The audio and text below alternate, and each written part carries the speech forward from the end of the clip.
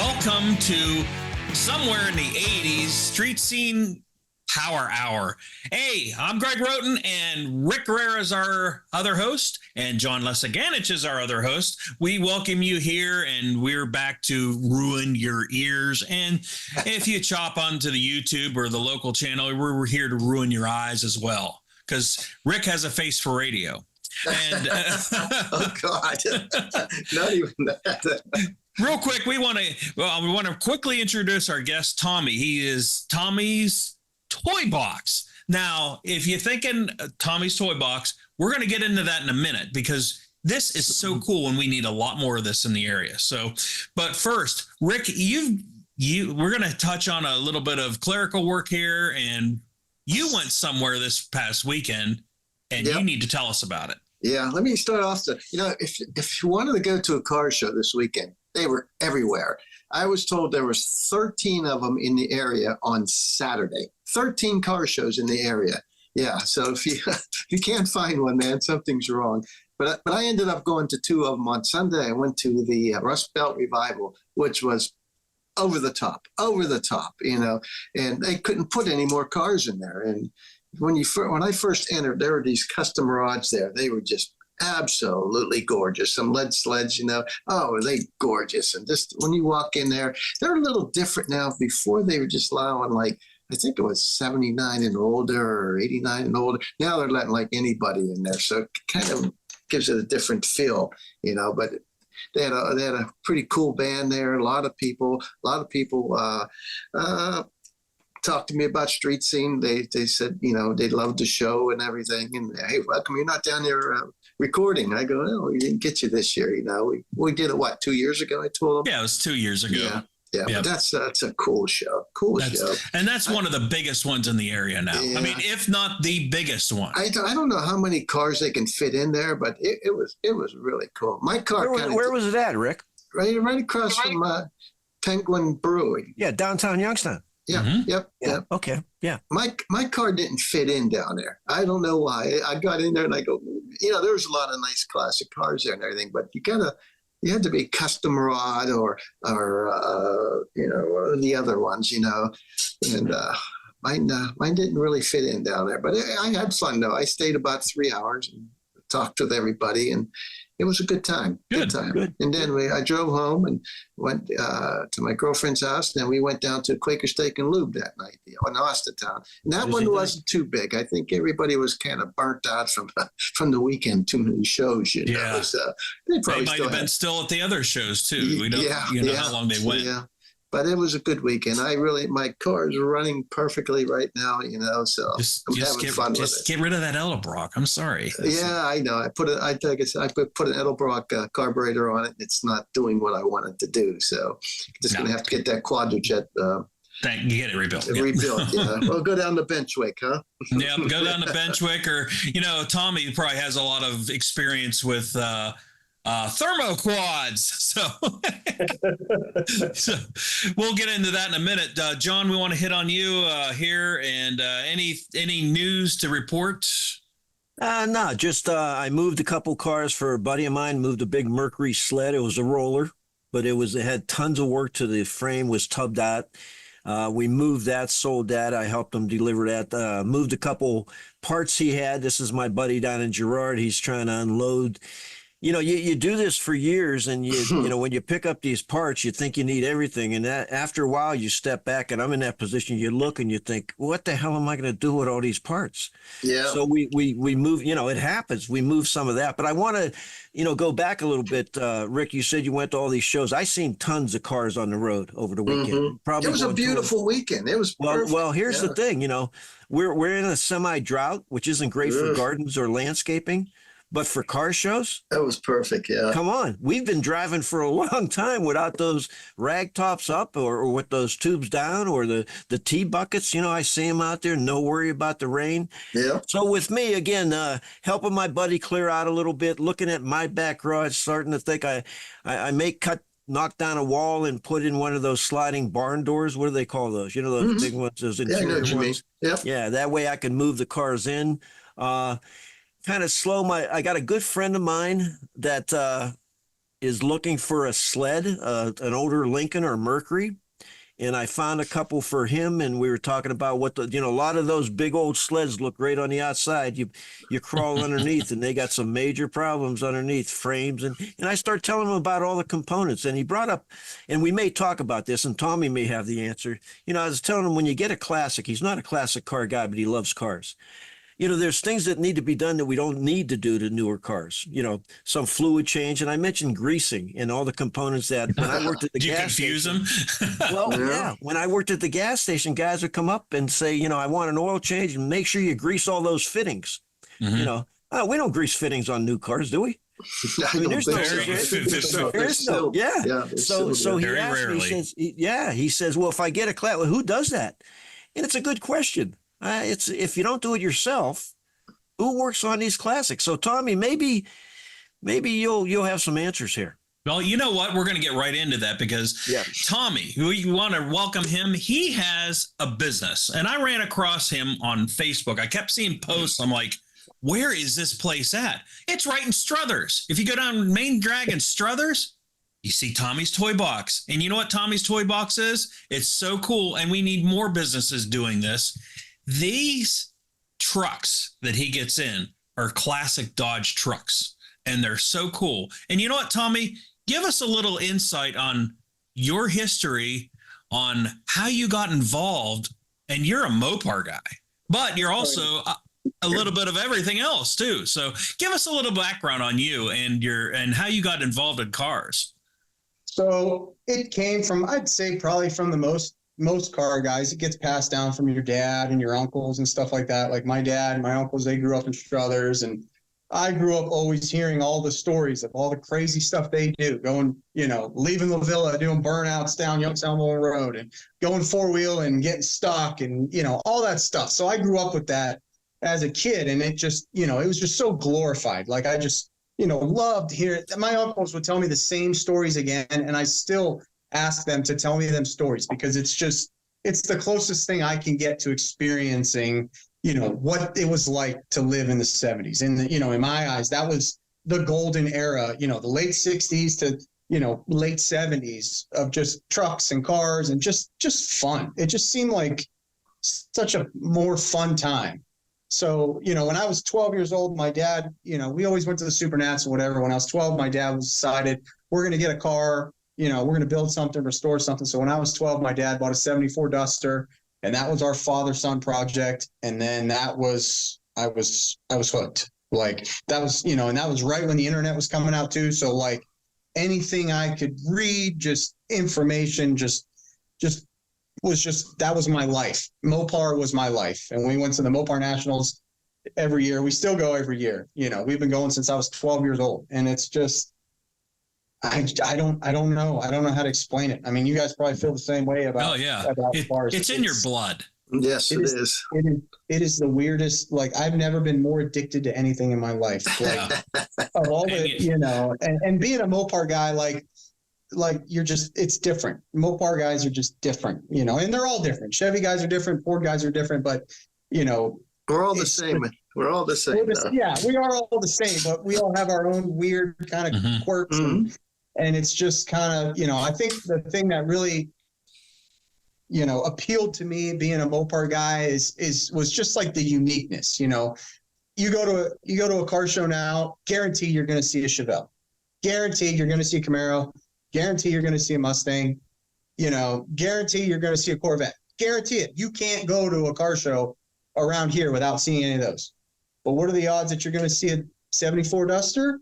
Maybe not. Maybe. What are the odds you're going to see what are the odds you're going to see a 69 Valiant? You're not going to see one. Never.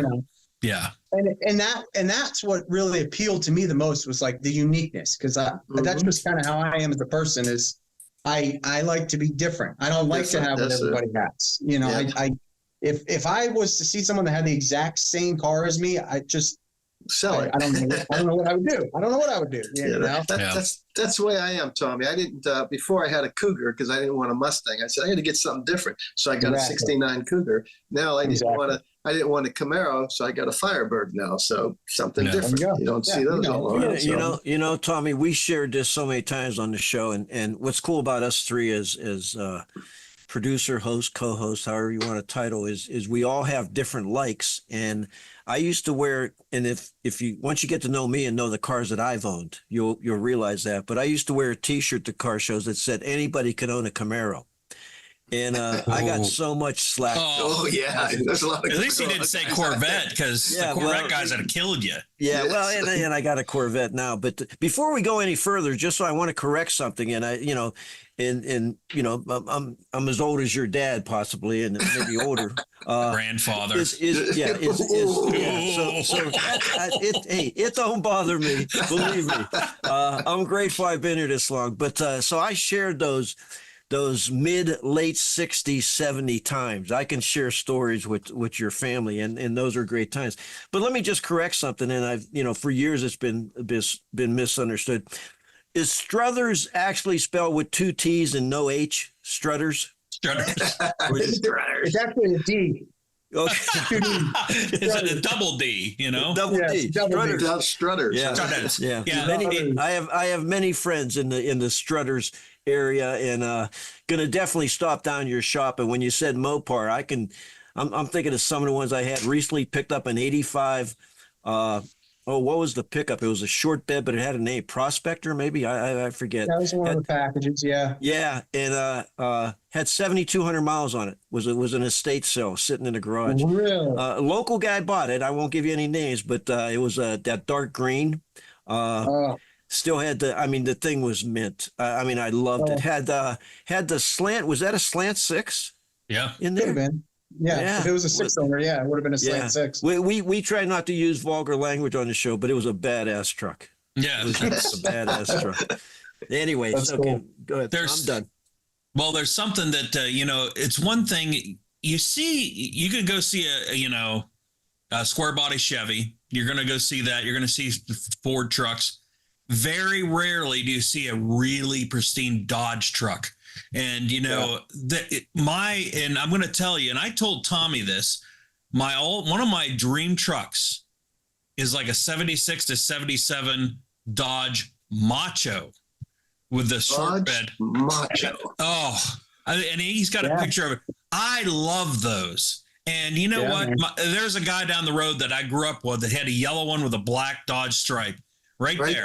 Oh, okay. If you watched Simon and Simon when you were young, or I was younger, that was the Macho truck. And those are so cool. And Dodge, think about, and I want you to think about this, the older power wagons. When did they come out and what were they made for? And now, they were sitting in fields, and Tommy, you can attest to this. They were sitting in fields.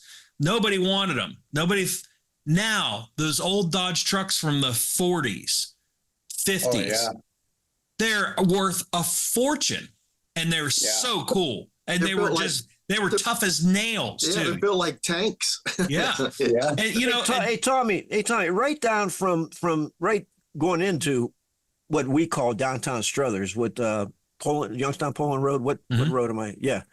That boneyard down there, and there's 2 or 3 really old, huge monster tow trucks. Rusted out. That's downtown. That's going towards Struthers. I know exactly where you're talking about. Yeah. Are those Mopars? Because some of those big old trucks were. I think they're Max. They're Mack trucks. Yeah. I took a picture of them one time and sent them to Haggerty, that barn find guy. Mm-hmm. I said, man, you got to come down and talk to these people because they're cool. They will not sell them. Really? Yeah. No, but I've heard that. I've watched them for years sit there. Yeah. And I've heard that the guy will not sell them. They'll rust to death. You know that. I don't know. Happens. They're still cool. Yeah, they are really cool. Yeah, but Tommy, you got into. You said, I think you said you lived down towards like Pittsburgh and that, didn't you? Did you? No, I grew up in Poland, so I worked in. So I worked. Oh, that's what it was. Okay. So after so we bought the Duster when I was 12, and then that was, our father-son project. I still have that car today. Mm-hmm. That will be one that I'll never sell. What color is it? It's teal. Teal. Okay. I was going to say yellow. Yeah. But funny story though, my mom picked that color because my dad bought that car on Mother's Day. without my mother knowing, and she was not happy about that. Sure. Yeah. We did let her pick the color, and everybody, especially women, they always say, "Oh, I love that color," and I'm like, "Well, my mom picked it, so Yep. she picked a good one." But yeah. So, anyways, we bought the Duster, and then I was a big motorhead, and that's what started my obsession with cars. And then I went to Poland, and I graduated high school in 2006, and then it was kind of like, I had to decide like what I wanted to do with my life. And I was supposed to go to college because that's what you did. Nobody thought you could make any money being a mechanic. So I just happened to be working at Sweeney Chevrolet at the time, just changing oil. And there was a technician there that he had a bunch of toys. He had a Corvette, he had a motorcycle, he had this, he had that. I'm like, man, how does that guy like afford all of that? And they're like, oh, well, he's a tech and he's really good. And he makes $100,000 a year. And I'm like, so then right at that point, I was like, all right, I'm going to be a mechanic. Like, that's what it is. So then I went to Phoenix, Universal Technical Institute. It was a technical school. So I went to school there, got my basic associate's degree in like automotive technology and studies. And then from there, I got accepted in the Mercedes program to be a Mercedes tech. And then I started working at a Mercedes dealer in North Carolina in 2009. And then just kind of worked my way up. I became a team leader, and then I became a shop foreman. And then I finished my career, I guess you could say, in Wexford, PA. I worked at Bobby Rahal. And that's where I bought my car. Yeah. So I worked there because my wife and I moved back. We moved back to Ohio in 2016. And then I worked at Rahal until 2022. And then I started Tommy's Toybox in 2022. Yeah. December of 22. Okay. I can't remember. That's math. None of us are good at math here. Maybe John is, but Yeah, I remember what I did yesterday. I can give you all the dates back that he mentioned. Yeah, and add them up and subtract them and divide them all with one. Yeah, but Tommy, you know what? You've got a unique, kind of a unique business for this area. And tell us what Tommy's Toybox is. So I started Tommy's Toybox. I've always had an obsession with vintage Mopars and especially Dodge trucks because they're unique. Like you said, you don't see them. You know what I mean? Very rarely do you see a clean, original Dodge truck from the 70s. So I've always had a big obsession with them. And the thing that was kind of my hobby that I kind of started where, it started with a 67 D100. I bought it, cleaned it up, did what I wanted to do to it. I took it to a car show, and then there was a guy there who was like, hey, do you want to sell that? And I was like, not really. And then he made me an offer, and I was like, okay, I'll sell for that. So then, everybody's got their price. Money talks. Yes. I bought a 69 Dodge D200, and it's like literally same thing happened again. I went through it. I made it how I wanted it, cleaned it up, detailed it, made it look real nice, fixed everything on it, and went to a show, and same thing again. And then at that point, it was kind of like light bulb, like, all right, I think I could get paid to do what I love to do, because and at the same time too, it was, kind of when the Mecum and the Barrett Jackson auctions were like just taking off. And it's once those started taking off, I mean, you guys saw what the car market was like. It was anybody who had an old car, whether they knew anything about it, they immediately, it's worth crazy money. And that's what they think anyway. Yeah. I saw a lot of people getting taken advantage of by these other classic car dealers that, don't know anything about cars. They're literally just in it for the money. They're in it to flip it. They're in it to flip it. And they're in it for the money. And that just like irritated me. And I felt like, I think I can provide a service to where I can honestly sell a good classic vehicle and have the confidence to do it. Because how often do you go to a classic car dealer and the salesman is also the one who bought the truck, worked on the truck, fixed the truck, detailed the truck, and is also the guy that's now selling it to you, So I felt that, I could honestly sell a good truck to somebody and not have to, trick them into buying it with smoke and mirrors and make stuff up like, oh yeah, well, the mechanic did this or the mechanic did that. I don't have anybody to blame.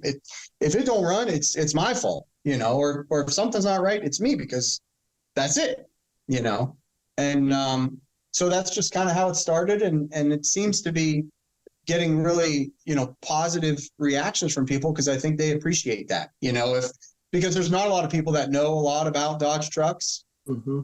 But if you're going to buy one, who would you rather buy it off of? The guy that knows a lot about them and has owned hundreds of them, or do you want to buy it off of some random, guy that just happens to have them? Yeah. Yeah, trucks are crazy popular right now too. You know that they're everywhere.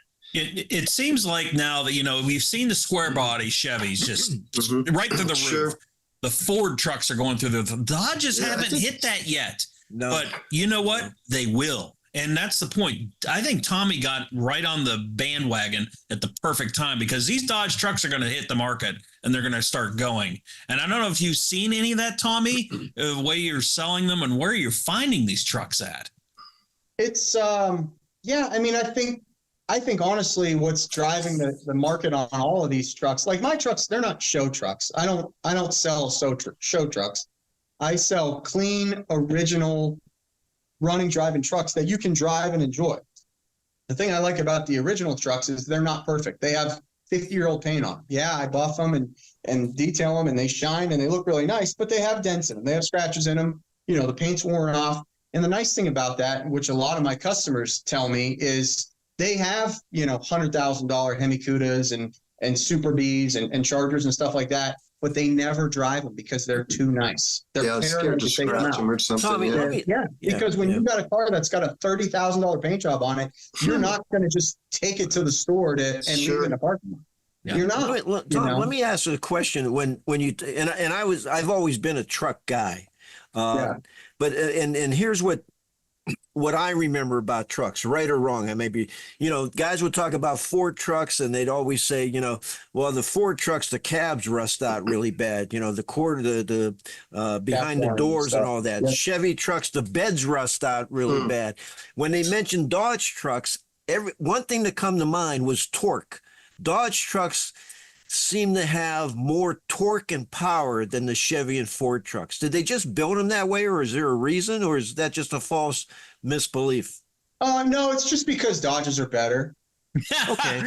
we got somebody biased here. I think I was going to say. I mean, come on. Email Tommy's Toy Box with complaints. No. Yeah.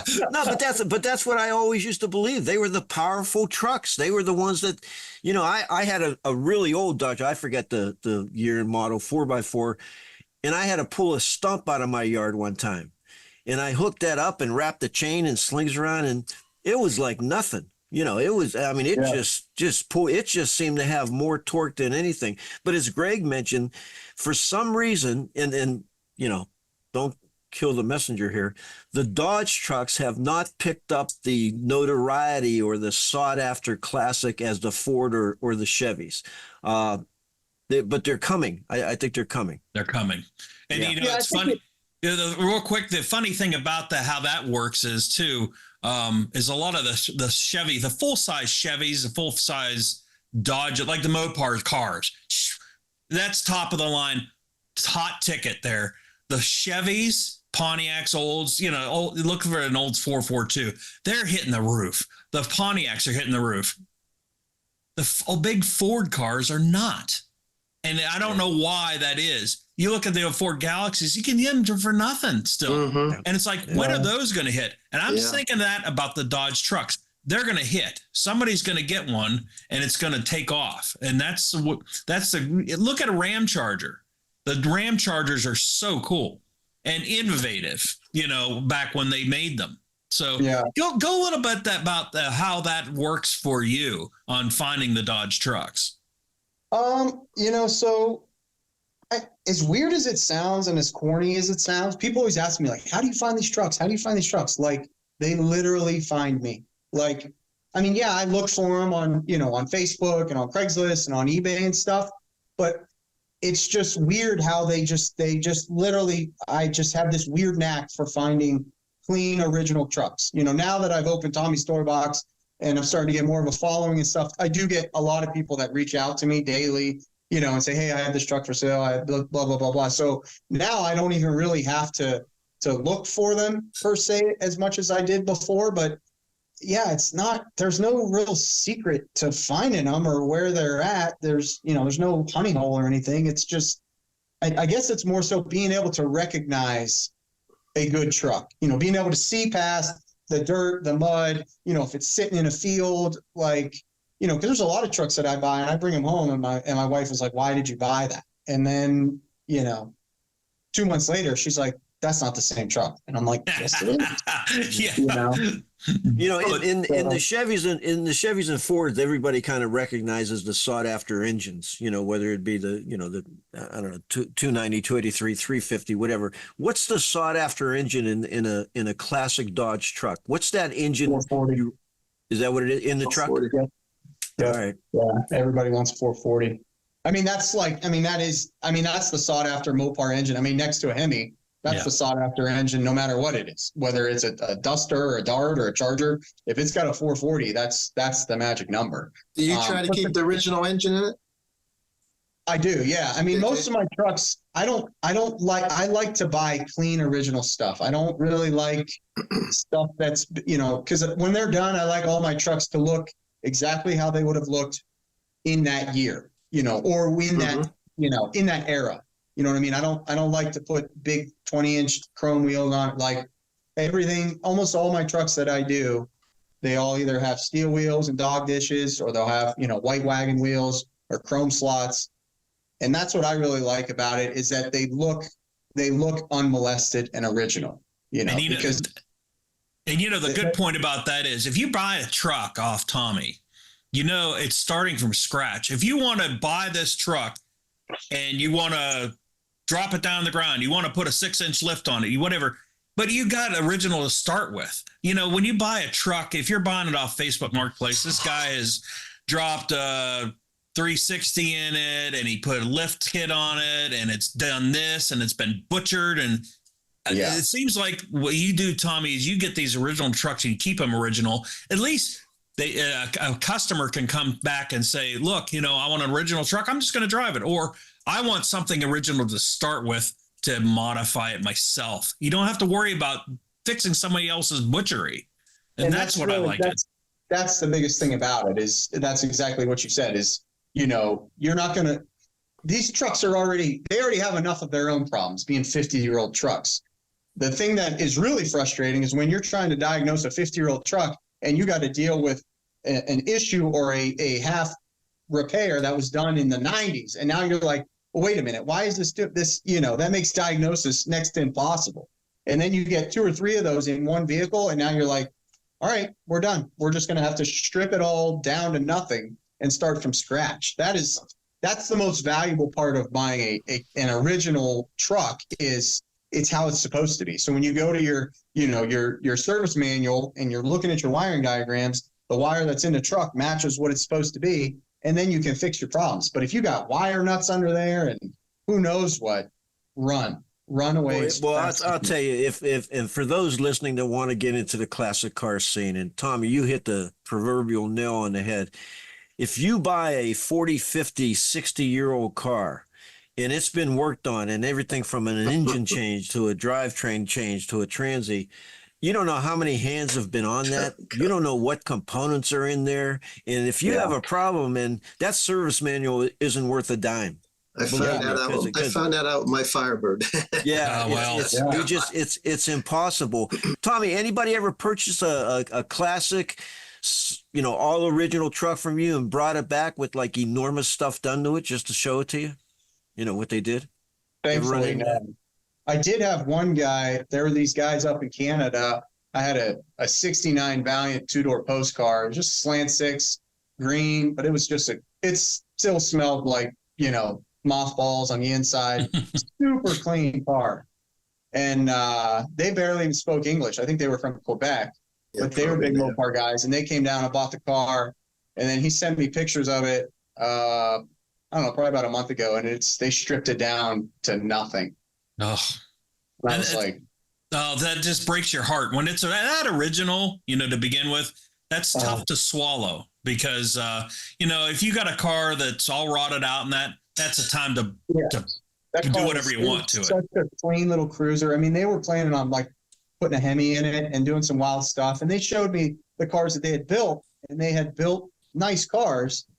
But my fear with stuff like that, you know, and these guys weren't young by any means. I mean, they were probably at least in their 70s. My fear with that, though, is there's a lot of guys that do that, and then, you know, they lose sight of the fact that they're not 20 years old anymore. And, you know, so they strip this car down to nothing with these big plans to redo it and put a Hemi in it and do all this stuff. And then, you know, they fall, or they have an accident, or they have a heart attack, or they have a stroke, or like, and now the only person who's able to put that car back together can't do it anymore. And now this car that was perfectly good running, driving car is never going to see the road again, because nobody's going to buy a car that is that big of a, I don't say nobody, but the odds of somebody buying that big of a project.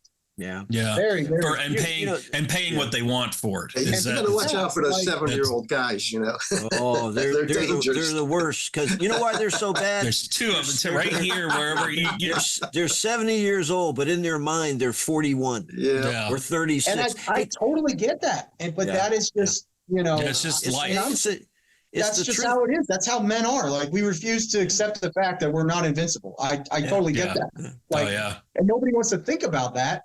But that's another reason why a lot of these vehicles the prices are going up, because that's another thing that happens to them to take them off the road is people get these big pipe dreams and they're like, oh yeah. And I don't know why, but the first thing they want to do is just take a running, driving car and just strip it down to nothing. And it's I'm just the opposite. And again, like I said, I have a 70 Torino I'm working on, but I left it alone. I'm like, it's running and driving. I'm going to do the outside first and get all the body nice, and it's still running and driving. And then I'll start working on interior and I don't like to just blow it apart if it's running and driving. I don't like that.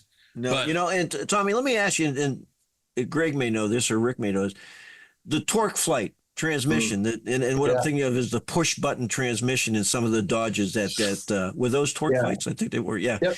Was Dodge the first with that? With a push button transmission?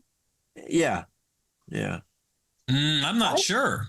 I know that question, but I can't think of it now. I'm such a, I guess, Mopar snob that I don't pay attention to anybody else. So I don't know if any other car ever had one. I believe there may be exclusive to Chrysler, but I don't know for sure to be able to say, that they were.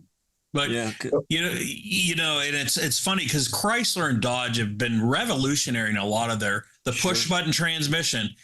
That was cool. It's still cool to this day. And then, you know, I don't think trucks came with it, did they, Tommy? Okay. No. I didn't know if I know the Chrysler. My dad had a 50 Dodge that did, you know, back when he was younger. But let's go through some of the trucks that you've. It seems like I know when I stopped down at your place, you were on the phone with a customer that bought what, 2 trucks off you? I think he bought 3. 3 trucks. I don't know who it was So there was a guy that bought 2, and there was another guy that bought 3. There you go. Yeah, I have a lot of repeat customers. I have about 4 or 5 guys that have bought at least 3 off of me. There's probably 7 or 8 that have bought 2. So how many trucks you have, Tommy? What's that? How many trucks you have right now? 1, 2, 3, 4, 5, 6, 7, 8, 9, 10, 11, 12. You got a bunch of them then. 12 here right now, and I got 5 more on the way. So, what's the oldest one year wise? I have There's a 63 crew cab power wagon that's on its way. That's cool. Oh, that's cool. That's a cool. Where'd you pick that up at? That one came out of North Carolina. You know, what's your limits? I know you said you love the clean original ones. Now, if somebody contacts you and says, I've got this old Dodge truck, what's your limits? Some of them are rusted to hell, you know. Some of them don't have engines in them, or they're out. Or do you take those, or you look for just a better example? No, I like them to be running, driving, mainly because I don't have the space here, and I don't have, it's just me. So I got to look at it as with the timeline. How quickly can I get that truck to my standard of quality to where it's sellable, And if I can't get it to that point within 2 months, I just can't, I want to save them all, but financially and from a business standpoint, I just can't do it because I have such limited space here. If I had a big giant warehouse, oh man, that would be bad news because I would just fill it with everything. Yeah, if you keep doing it, I'll get to it when I get to it. If you keep doing what you're doing, you're gonna, because it seems like your business is taking off. Eventually, But Could you imagine if I bought like a steel mill and I could just like fill it with Dodge there's trucks? plenty of them down there. I would love to buy one. I just need the money. That'd be super cool. Yeah, I was just gonna say, you never have enough space. No matter how much garage space you have, there's never enough space for it. I was gonna say earlier, I just put up 2 portable garages in the back because I ran out of room with my 30 by 40 garage and my attached garage. I'm out of room, so I put up 2 more. Yeah. Tommy, we may get involved. I may help you out on that if you want a partner. I just got an email recently from a guy in Nigeria that wants me to help him transfer some money. Somebody died. That sounds legit, man. So you're going to be coming into a lump sum of cash. Yeah, man. Go for it. Yeah. So you go do that. But go through some of the trucks you've gotten in. That you just a few off the top of your head that you've gotten in, just so we can actually picture what you have. You guys want to see them? Yeah, well, yeah. You know what? I asked you for an email for some pictures. I'll drop them into the edit of the show. So you can email me some pictures. We'll show them. But just off the top of your head, rattle some trucks off that you have or had. So one now just picked up that just showed up today. It's a 78 Dodge D300 Club Cab Dually. Original paint truck, factory 440 AC. Wow. But it's got a lot of cool, like it's a factory AM, FM, CB radio truck, which is a pretty rare feature. Wow. Obviously having a 440 is cool and being a dually is cool. I'm a sucker for a dually. I just think they're so cool. They look really neat too, Yeah. Yeah. So I got that one. And then I just sold a 75 single cab dually, which those are pretty rare. I don't know why, but for some reason, the majority of the dualies back in the 70s were club cabs. Yeah, you wanted the room. I mean, the room. So to come across a single cab dually is pretty rare. I don't think I've ever seen one. Yeah, I've only ever had 2. This is my second one. I just sold that blue one. And then I just picked up a really, probably one of the rarest trucks I've ever had. It's a 79 Plymouth Trail Duster. Similar, pretty much the same truck as a Ram Charger, but made by Plymouth. They made it from 1974 to 1981. Has a removable top, but I think it's somewhere, I don't remember the exact figures, but I thought I remember hearing something for like every 150 Ram Chargers that was made, they made one Trail Duster. So they were definitely, the production of the Trail Duster was significantly less than the Ram Charger.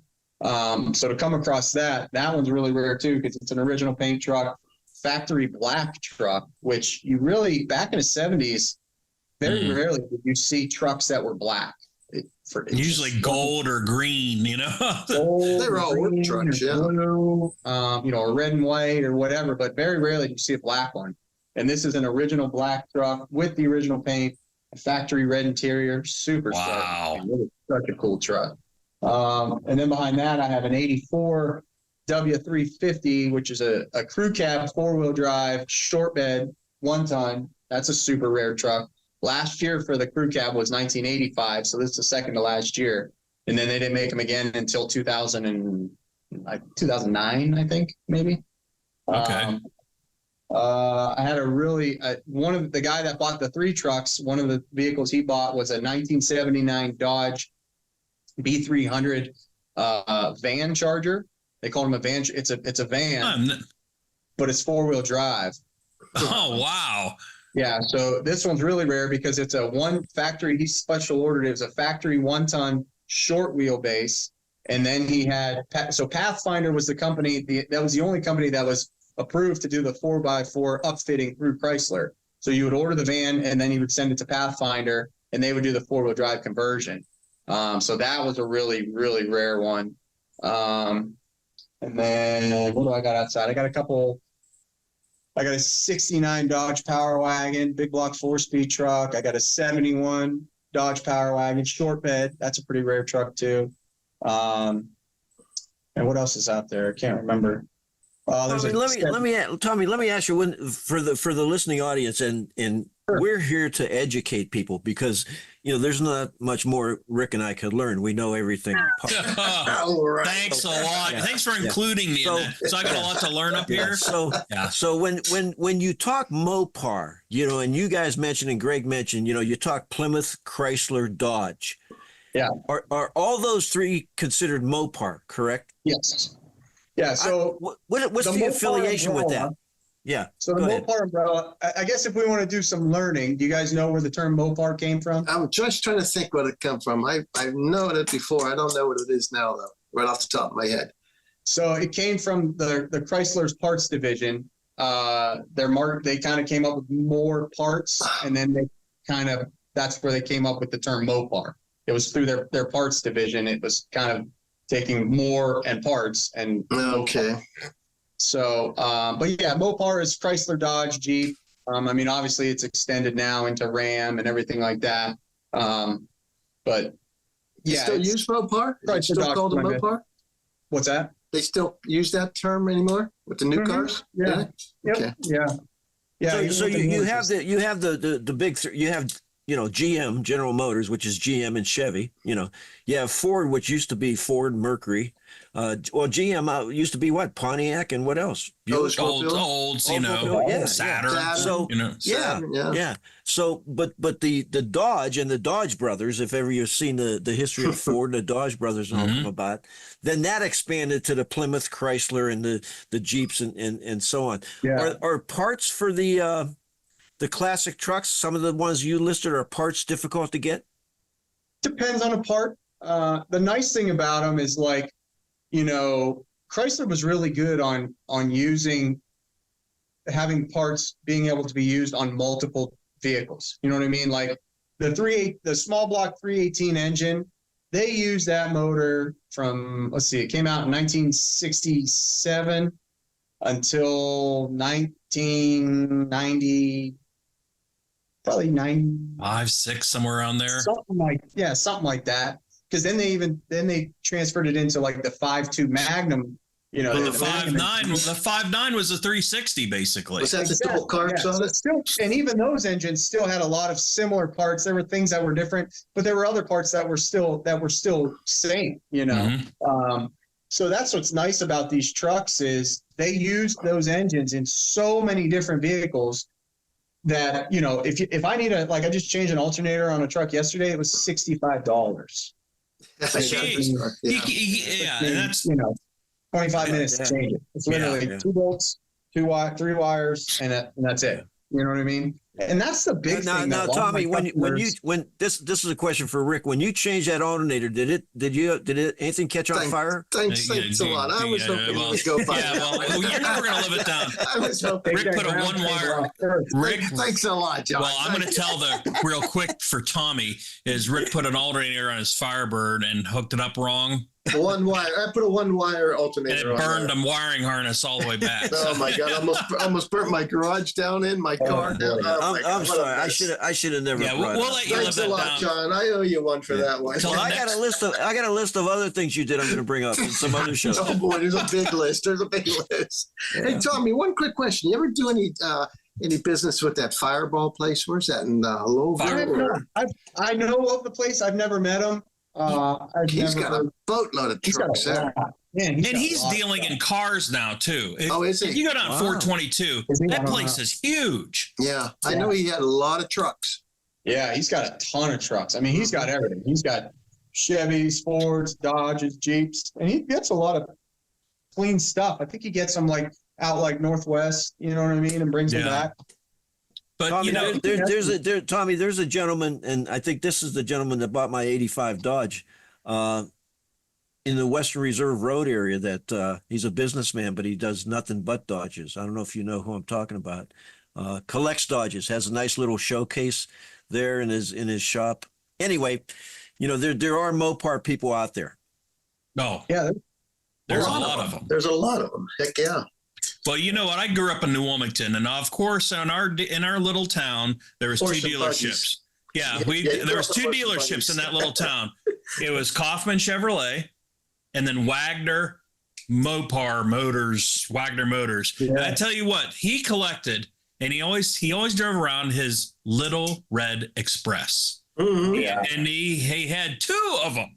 So, you know, he was. I see those around every once in a while. You know that. Well, let me tell you, it was so cool, and I got hooked on those too. The Little Red Express. Have They're you ever cool. run across one for sale at all that you've thought about buying yet? Honestly, Yet. I mean, they're cool, but the thing that like deters me from them is they've developed this following, and they've almost turned into that almost like a muscle car.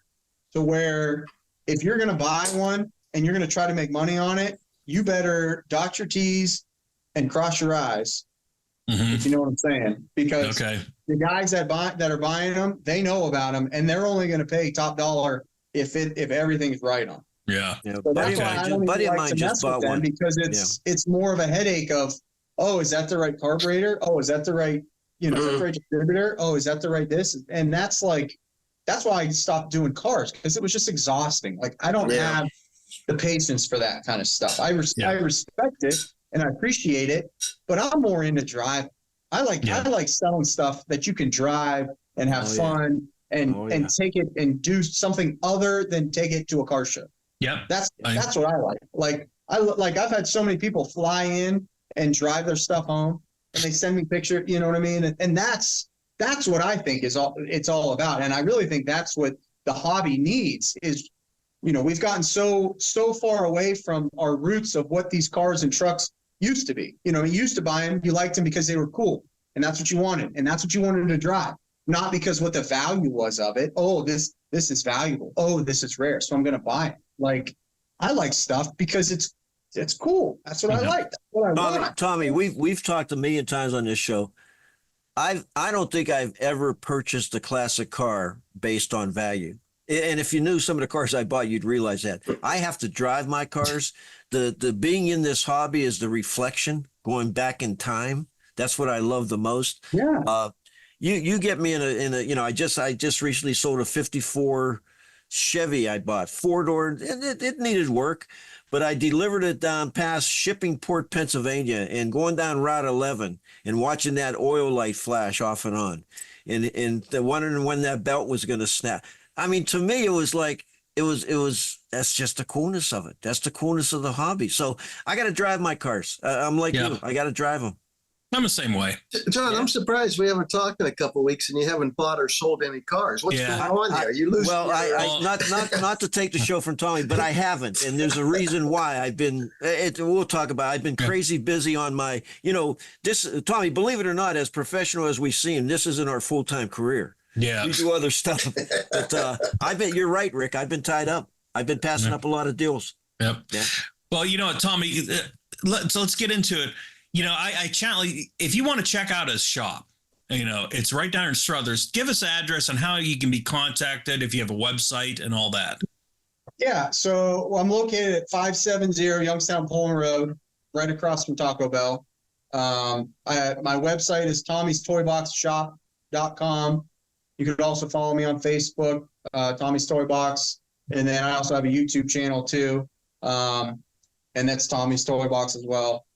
But every Wednesday I post on the YouTube channel. I do my Wednesday inventory walkthrough, where I just walk through the shop and I just show all the vehicles I got. And that's give a little information on each vehicle and what the price is and whatnot. And I'll touch on some of the new ones I have coming in or whatnot. But I'd say the best place if you're really interested in seeing what my inventory, my Facebook page is probably the most active, because that's the easiest place for me to keep updated. The website is, because I run the website and all that. It's hard to by the time I take the pictures, upload it to the website, and then edit it and do it. It's just such a pain in the butt that it's just so much easier. Facebook, I take a picture and automatically in 2 seconds it's up. So what do you got coming in? Any preview of what's coming in for you? I think you mentioned one of them, but. Yeah, so I got that crew cab power wagon coming in. That's a really rare truck. That's coming in. I got another trail duster coming in. It's a 78 trail duster, one owner, original paint, 364 speed truck. I got another I have a 77 Ram Charger, original paint, factory 400 big block AC truck. That's coming in. I got a 79 Dodge W200 Power Wagon, single cab long bed, 360. And then I got a 78 W200 Power Wagon club cab, long bed, big block 440 truck coming in. Oh, wow. You know, you mentioned a couple of those had AC. Real quick, let me ask you the question. Those are old time ACs. You have to change all those valves and Yeah, washers. they're and all whatever? still R12. Sometimes they've already been converted. Okay. And that's I don't normally do the conversions because it's just like the time frame that I have. I always fear like blowing up a compressor or doing something else, and then that would cause the truck to not be drivable, So all the components are usually there, and then I just kind of leave that up to the customer. Like if you really wanted AC, you could probably try to convert it, but most people don't really care. Yeah. I'm surprised those old trucks have AC. Mostly work trucks. Yeah. Yeah. Well, I think most of the work, like plain Jane work trucks, they're dead and gone. You know what I mean? The ones that were actually bought just strictly as a work truck and used as a work truck every day, those are pretty much gone. So the ones that have still survived are usually the ones that, they were somebody's tow rig, they used to tow their boat or whatever, or something special that it has, been sitting in a garage and has survived. Well, you know what? I know you have to get moving pretty quickly here, but I wanted to say, so for our audience out there, there's a rumor, always the rumors that this stuff's drying up. You can't find it. I think you've copped onto something that it's not drying up. Mm-hmm. You're finding these trucks. Yeah. It's hard. Yeah, it's not getting easier. They ain't making any more of them. And like I said, every day there's more trucks that get wrecked. They, fired. There's multiple trucks that I know of that they have been lost in a fire. Or that have just are slowly rotting away every day. And especially around here. I mean, you're not finding trucks in Ohio. That's for sure. So not you any into the decent 60s and the 70s.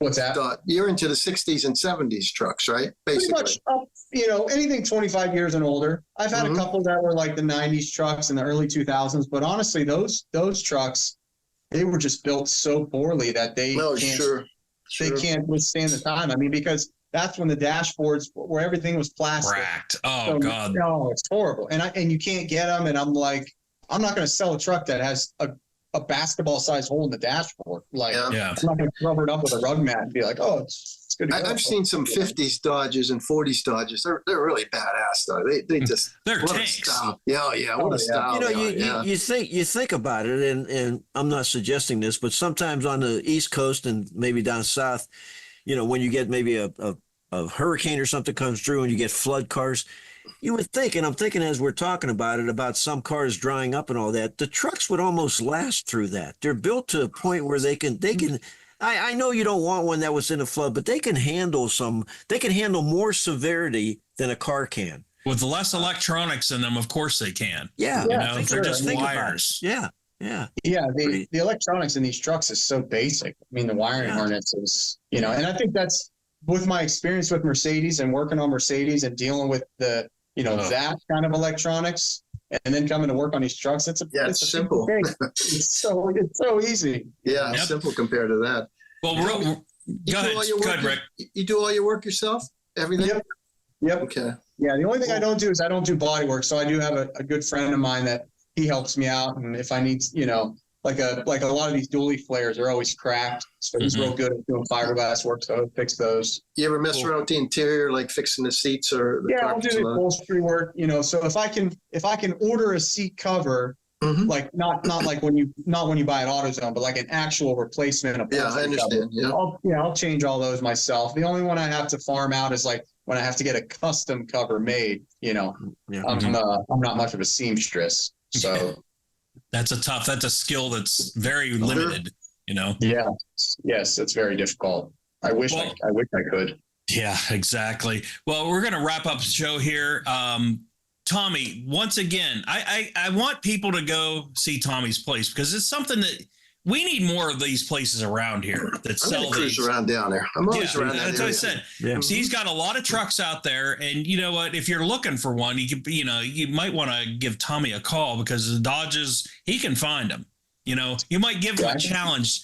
Look for this car. Look for that Macho. Mm-hmm. Yeah. That's the one that's hard to find. You know what, Tommy? I can find you one. It just depends on what you want to pay. Nothing. I've owned a lot of cars, but I've never owned a Mopar.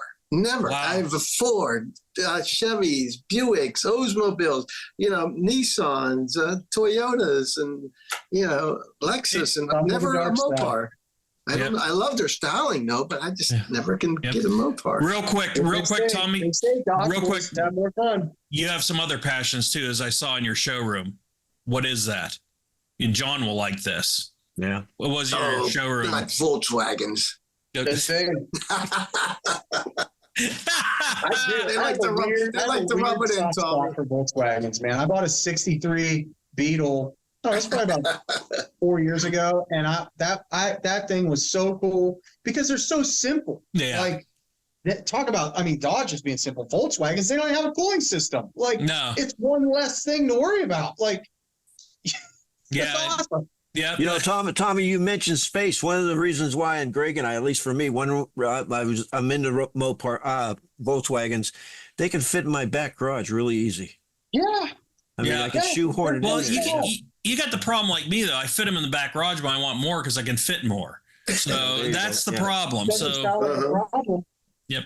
Well, you know what, Tommy, once again, where can we find you on Facebook? Anywhere. Give us the information. Yeah. Facebook on Tommy's Toy Box. My website is tommystoyboxshop.com. You could come see me. I'm 570 Youngstown Poland Road in Struthers, across from Taco Bell. Or you can give me a call, 330-729-5732. All right. You know what? And please go check his shop out. It's cool. You'll love just looking at the old Dodges, and maybe you'll buy one. So we want to thank Tommy from Tommy's Toy Box for joining us for this episode of Street Scene Power Hour. For Rick Guerrera, John Lesaganich, my name's Greg Roten, and we will see you Down the road.